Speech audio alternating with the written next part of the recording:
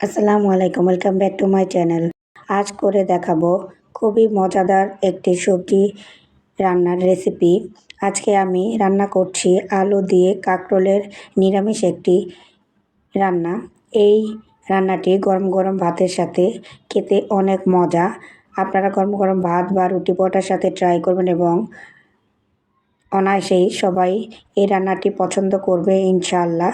যারা কোনো দিন কাঁকরোল খাননি বিচির ভয়ে, তারাও এই কাঁকরোলের রান্নাটি অনেক মজা করে খেয়ে নেবে। প্রথমে একটি প্যানে দিয়ে দিয়েছি সামান্য তেল।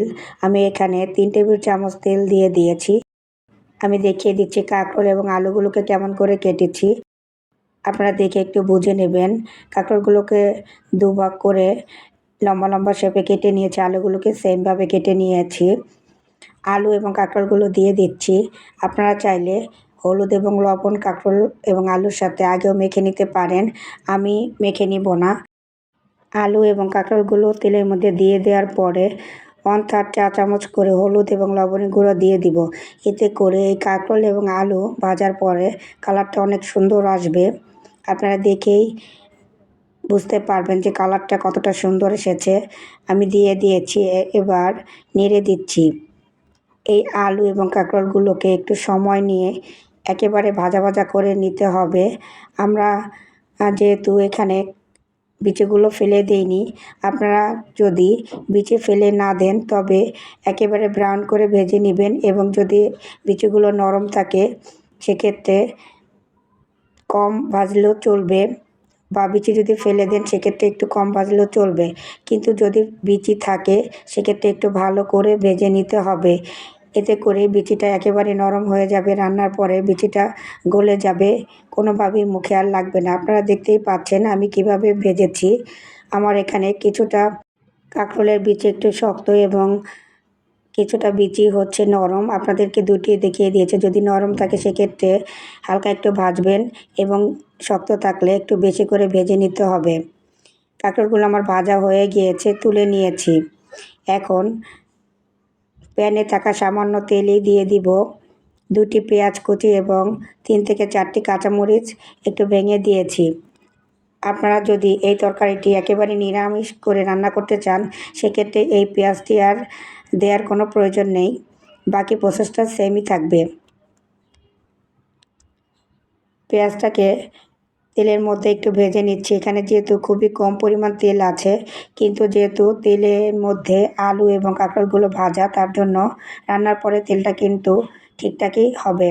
এখন পেঁয়াজটা হালকা ভেজে দিয়ে দিয়েছি 1/3 চা চামচ হলুদের গুঁড়া এবং 1/2 চা চামচ মরিচের গুঁড়া এবং 1/2 চা চামচের থেকে একটু কম অর্থাৎ 1/3 চা চামচের মতো একটু লবণ দিয়ে দিয়েছি এবং মশলা কষানোর জন্য সামান্য পানি দিয়ে মশলাটা একটু সময় নিয়ে কষিয়ে নিতে হবে। মশলা থেকে যখন তেলটা ছেড়ে দিবে তখন বুঝতে হবে মশলা কষানো হয়ে গিয়েছে।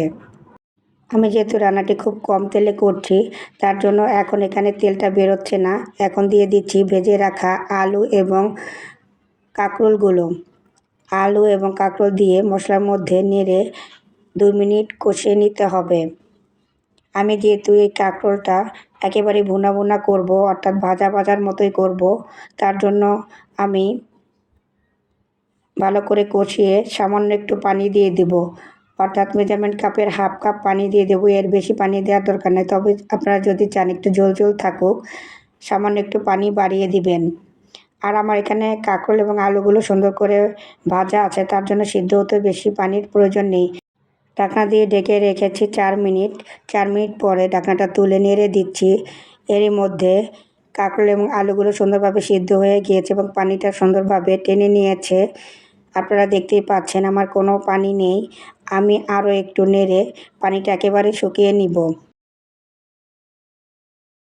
এই রান্নাটিতে ধনিয়া পাতা কুচি ব্যবহার করার চেষ্টা করবেন, তবে যদি হাতের কাছে না থাকে না দিলেও চলবে। তবে ধনিয়া পাতা কুচি দিলে এই রান্নাটির টেস্ট বেড়ে যায় অনেক গুণ। এভাবে নেড়ে আরও 2 মিনিট আলু এবং কাঁকরোলগুলোকে একটু ভাজা ভাজা করে নিব। চুলার আঁচ অবশ্যই মিডিয়ামে রাখতে হবে, তা না হলে পুড়ে যাবে। আপনারা দেখতেই পাচ্ছেন আমি একটু সময় নিয়ে আলু এবং কাঁকরোলগুলোকে সুন্দরভাবে নেড়ে নিব। আপনারা যারা চাচ্ছেন এই কাঁকরোল এবং আলুতে সামান্য একটু মাখা মাখা থাকুক, অর্থাৎ একটু সামান্য একটু ঝোল ঝোল থাকুক, সেক্ষেত্রে এ পর্যায়ে এসে তুলে নেবেন। আমি যেহেতু এই কাঁকরোল এবং আলুগুলোকে একেবারেই ভাজা ভাজার মতো এবং শুকনো শুকনো করব, মাখা মাখা, তার জন্য একটু সময় নিয়ে নেড়ে নিচ্ছি।